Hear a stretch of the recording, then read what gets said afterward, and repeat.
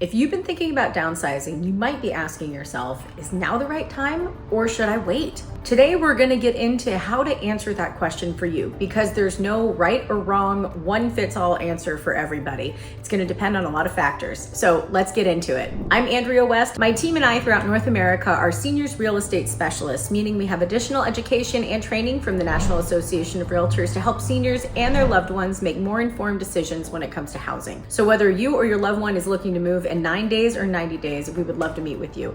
I have a QR code in my banner if you want to book a Zoom meeting with me. You can also call us at our toll-free number or send us an email, and we are happy to provide a free consultation to help you and your loved one decide the best path for your needs. So a lot of folks, when they're thinking, should I wait or should I be selling now, often is motivated by everyone questioning the market.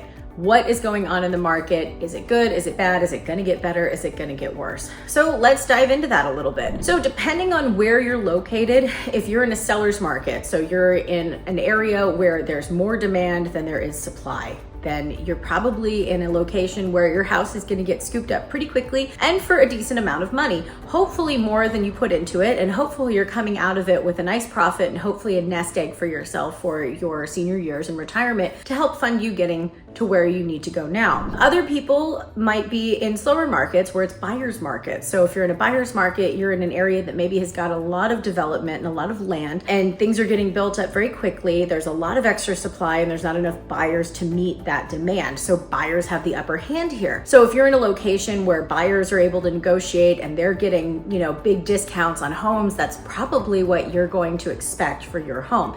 Now, this is just broad strokes. This is not me saying how much your home is worth and that you're getting more or less for anything. This is just kind of how to look at the market and what to expect. Every market is unique, and while supply and demand is a big factor in that, a lot of people are also asking, how do interest rates affect things? Well, if we all remember how it went after COVID, the interest rates were plummeting and they were practically giving money away. You can get a 2 or 3% interest rate on a single family home or a condo or a townhouse.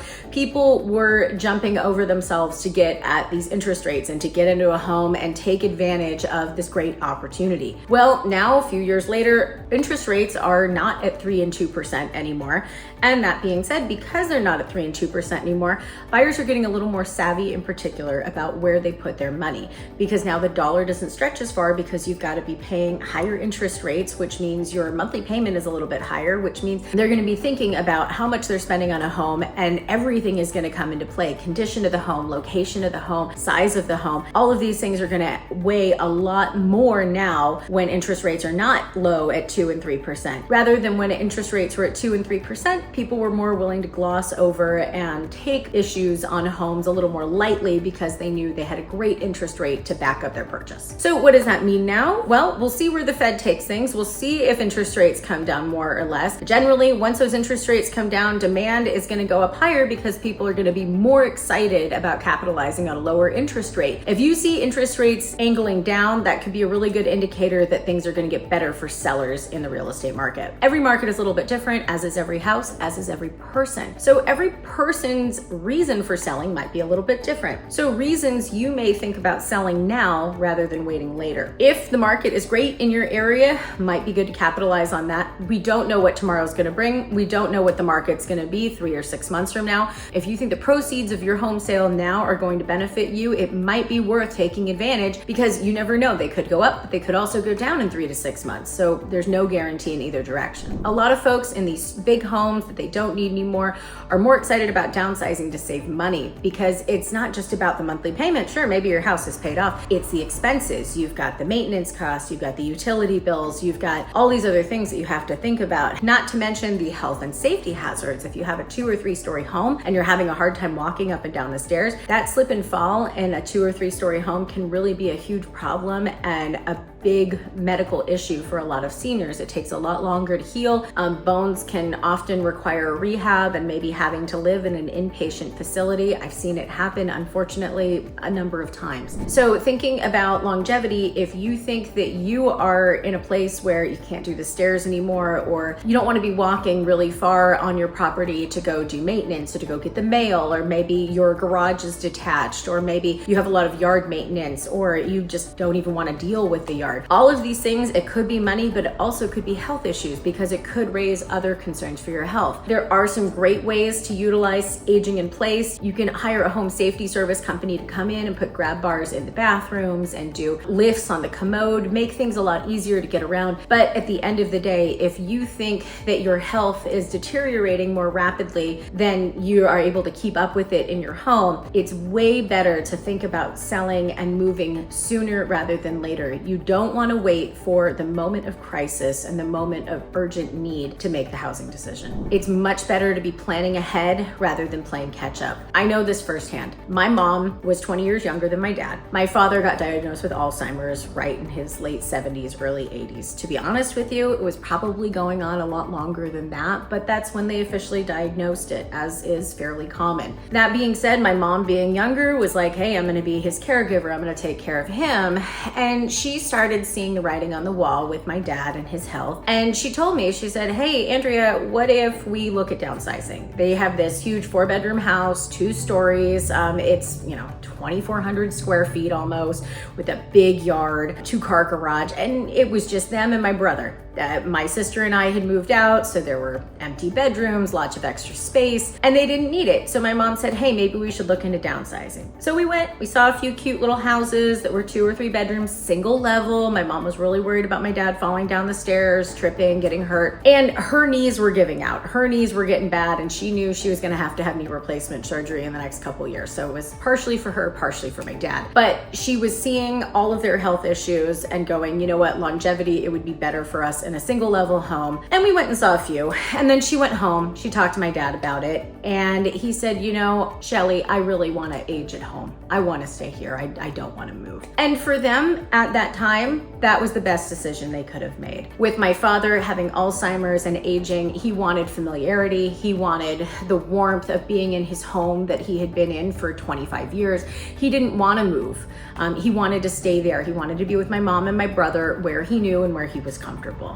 So my mom said, okay, we'll stay home. We'll deal with it. That meant when she had her knee surgery, she lived downstairs on a bed because she couldn't do the stairs for a few months. She had to, get a small bed and stay downstairs and deal with not being able to go upstairs. That meant having to put, safety gates at the top of the stairs so my dad wouldn't accidentally fall down. That meant having to put extra things around the house to, help remind everybody to keep dad and mom safe and secure. That being said, no one saw what was coming just a few years later when my mom got Lewy body dementia. Then my mom, who'd been my dad's caregiver for 5 or 6 years, turned out to also need caregiving herself. So my siblings and I stepped into action, and of course, we did everything we could to help with our parents and their situation. Everyone's different, everyone's situation is different, but being able to have a plan in place ahead of time, being able to think about how things are going in your health or the health of your loved one in advance is often far more valuable and helpful rather than waiting till the moment of crisis where, unfortunately, yes, maybe your children like us have to step in and then triage and start planning for everything. And it's stressful on the whole family. It's stressful on the seniors. It's stressful on their kids and their grandkids. It's stressful on the finances. It's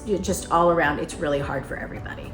So if you can make plans and make decisions when you're healthy, even if that means you want to age in place, that's fantastic. Put everything in place you can to age in place. And then if there is a moment of crisis, make a plan ahead of time. That way you've got a plan, you know what happens in that moment of crisis. Okay, this happened. This is where I want to move. This is the care facility I'm moving to, or this is the family member I'm moving with. This is what I'm doing. And then maybe you're selling your home to help fund that move. This leads me into the reasons why people would wait. So if you are in good health and you do not need to move in the immediate future and you don't see on the horizon a timeline for having to move, this is a great opportunity if you want to stay and age in place and say, hey, you know what? I am going to put grab bars in those bathrooms. I am going to put in, maybe a lift on the stairs or a ramp up to the door. I am going to get one of those buttons in case I fall, so I'm in good shape, right? I'm going to have my emergency contact list ready. I'm going to know who I'm calling when something happens. Take that time now when you are in good health mentally, emotionally, and physically. Make that plan and say, great, I'm going to stay in place. I'm going to wait either for the market to get better or for my health to shift. And then when I see more in the horizon that it's coming, when I see more on the horizon that a need for change in housing is coming, I've already got my plan in place. I'm not waiting until that crisis moment to do the triage and have to scramble and be in a position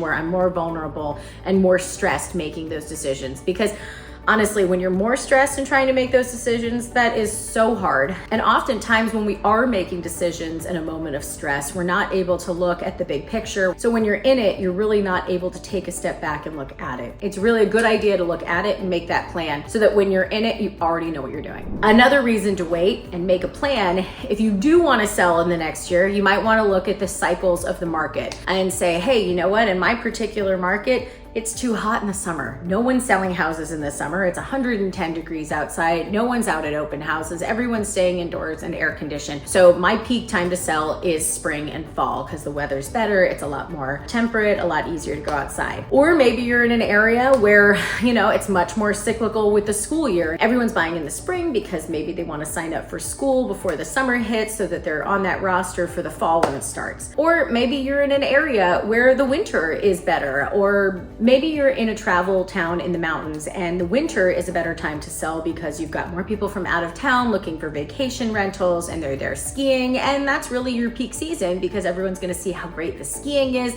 They're there for the winter and they want to make a purchase. Everyone's market's going to be a little bit different. It's always best to consult a professional. So if you're thinking about selling your home, whether it be in a couple months or in the next year or two, always a great idea to consult a professional. Talking to a financial planner is a great idea so you can see where your finances are at so you can plan for longevity. Taking a look at the local market, you can definitely use a lot of online trends, keep up with the news, follow interest rates. Always a great idea to reach out to a local expert. We are local seniors real estate specialists in your area. We are happy to provide you a free consultation and market analysis of your home. So we can help you determine what the market value is now and help you time the market best for your local market and offer you guidance on how to get there. And if you're anything like my folks, the idea of downsizing a 4-bedroom, 2-story, 2,400 square foot house to a single-story, 3-bedroom, 1,700 square house may sound like a good idea, but the logistics of getting everything in a house that has extra clutter for almost 30 years, downsized and into a smaller home, I have seen it take weeks and months for some folks to go through all of their belongings, depending on how many they have. It can be an emotional journey for a lot of people because leaving your home behind is not just a financial decision, it's an emotional decision too. This is somewhere that maybe you've raised your kids, your loved ones have lived with you there. You've probably been there for at least 20 years, maybe 30 or 40, if not longer. You have a lot of emotional ties, as you should. There have been memories there, things that when you move may feel like you're losing, and that can be really scary. So it's really important to give yourself the space and time to go through that process because, to be honest with you, it's a little bit of a grieving process. It's part of the growth, and that's part of moving into that next chapter. So if you know that you have a lot of stuff to go through and you know this is going to be an emotional journey for yourself, it's a great idea to start sooner than later on getting everything in order and making a plan for the right time for you to sell so that when either financially, emotionally, or physically, mentally, you do need or decide it's the right decision for you and the right time, you're ready to go. And then you're not scrambling to get all of those memories, all of those things decluttered and organized in a small few-week period. Another thing that often weighs on people's decisions on when to move is where to move and the functionality of what that looks like for them. Deciding on where to live, whether that's aging in place or moving elsewhere, you have to think about the other factors of your life, like your lifestyle. Are you someone that's able to continue driving, or are you someone that maybe is having issues driving now? Your eyesight's getting a little bit harder, maybe memory is getting a little bit more forgetful. I know other people that get a lot more cautious when they're driving as they age as well, and it can feel very intimidating to have to drive everywhere that they're going. So maybe moving somewhere with a lot of urban comforts like good public transportation or being able to take Uber or Lyft, or maybe they've got senior transport in your area and you can take one of the senior buses and the senior transportation vehicles. These are great ways to plan longevity, knowing that yes, maybe you're not going to be driving anymore, but there will be other great options for you to be able to get around. Another thing with lifestyle is, do you want to be living closer to family or friends? So maybe you don't need your big 4-bedroom house in your town anymore, but you want to stay in your town. So finding a good option for something else in town, not moving far away for downsizing. If financially that works out for you, that can be a really great option. And oftentimes folks find that they have a nice little chunk of change that helps them financially fund the move and fund extra care that they may or may not need as they age. The most important thing is to be thinking long term. So be thinking, yes, today maybe I'm able to do the stairs, maybe tomorrow I'm able to continue using the bathtub without a handrail, but keeping in mind that you really want to be planning ahead. I cannot emphasize that enough because we see it far too often as seniors real estate specialists where we get the phone call after something bad has happened. Unfortunately, someone's gotten sick, they've had a fall, something is no longer working in the home, and now everybody has to quickly scramble to either fix up the home and make it accommodations for the person that needs them, or decide, okay, this isn't working anymore for mom or dad or grandma, grandpa, and they've got to move. So it's much better to be thinking long term, not just short term. And no one wants to think about it. We know that. No one wants to think about, okay, I'm not going to be able to do this in 6 months or a year. It's much more practical to prepare ahead of time because maybe that day will come sooner, maybe it will come later, but at least you'll be prepared so you'll be in a much better position when it does. There's a lot to think about when thinking about whether or not you're aging in place or downsizing. Another option that comes up often is seniors communities. That could be an independent living facility or assisted living facility, nursing home, depending on your needs, your mobility, and your budget. A lot of people also decide to go move with family, which is another great option, or have family come live with them. That's another great option as well. Whatever your decision may be, I highly recommend consulting professionals and consulting loved ones in your life. It's much easier to have these conversations and do planning when you're coming from a place of health and mental and physical wellness and security, rather than waiting until the moment comes where you have to make a decision quickly and now you're backtracking to have this conversation. Or cognitive decline can set in and then those decisions become a lot harder and a lot more spotty to be able to have. Physical conditions can come in and make it a lot more difficult to make optimal decisions based on physical deterioration that may or may not have been as severe had they been addressed a little bit earlier on. When you're weighing out if it's a good decision to sell now or wait and sell later, definitely think about your quality of life, your mental, physical, and emotional health and well-being, and then what you want in the future. It's always good to be planning ahead. And don't forget, contact a seniors real estate specialist. We're here to help you with all of that. We have free, no obligation consultations. You can book a Zoom meeting with us in our banner with the QR code, or you can send us an email or give us a call at our toll-free number anytime. Our contact information is in our profile. Whether you're thinking about moving in 9 days or 90 days or even 9 months, we'd love to hear from you. I'm Andrea West, Seniors Real Estate Specialist. Thank you so much for joining me. Real estate is at the center of what we do, but compassion is at the heart of it. Till next time, guys.